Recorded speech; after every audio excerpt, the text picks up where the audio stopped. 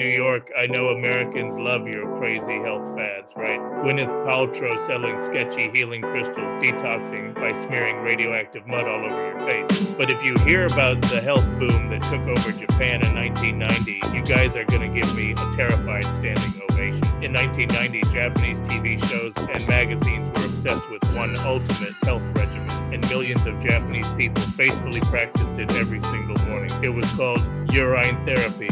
Yeah, exactly. You pour your own pee into a glass every morning, and you chug it. Men in white lab coats would go on national TV and claim with a completely straight face, this boosts immunity. It's a miracle cure for cancer. And the morning news anchors would just clap and go, "Ichi, wow, how wonderful." Think about this. The Japanese, the most hyper-hygienic people on Earth, a species that literally cannot survive without high-tech electronic bidet toilets, were standing in their kitchens every morning, chugging their own pee and writing in their health diaries.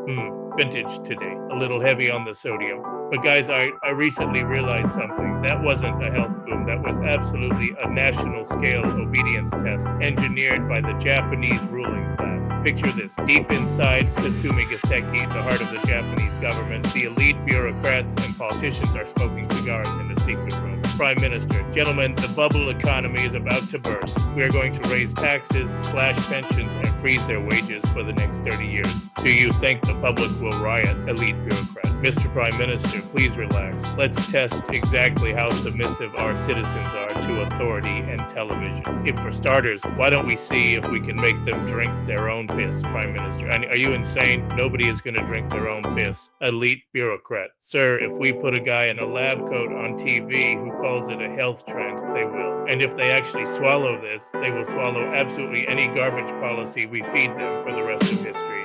And so the test was executed. And what was the result? Millions of serious, hardworking salarymen and housewives believed the TV and happily chugged their homemade organic yellow juice every single morning. Those elites in the government must have been high-fiving each other in the monitor room. Look at them. They're actually drinking it. We won. A population that willingly chugs their own piss is never going to start a revolution over a tax hike or a political slush fund.